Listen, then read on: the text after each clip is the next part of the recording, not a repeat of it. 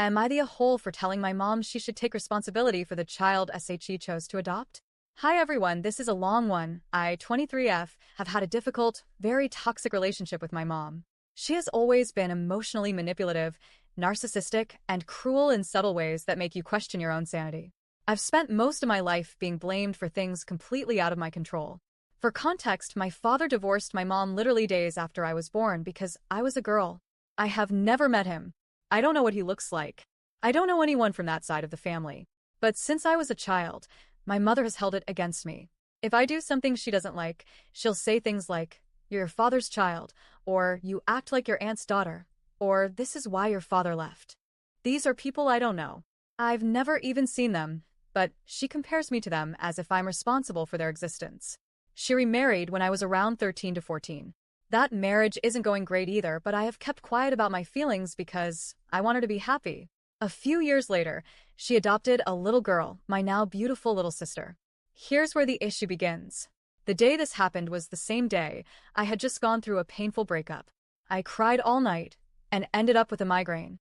I took meds and went to sleep around 6 a.m. At 8 a.m., just 2 hours later, my mom barged into my room and started pestering me to look at a photo of a baby. I was groggy and barely awake, but she wouldn't stop. She kept saying, "Look how pretty she is. Let's adopt her. Let's adopt her. Don't you want a baby in the house?" I said no. Again. And again. And again. I had no emotional capacity to process anything. I was exhausted and in pain. But she pushed for 4 straight hours, constantly waking me up while I was medicated and crying off a heartbreak. Eventually, just to shut her up, I said, "Fine. If you take the responsibility, not me." She promised she would. She said things like, "You're not the parent I am. I'll handle everything." Fast forward a few weeks later, the baby arrives. I love her now with all my heart. She's my sister, and I genuinely adore her. But I also became her full-time caregiver almost instantly. Why?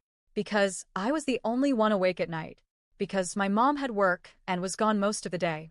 Because my mom chose to be emotionally and physically absent.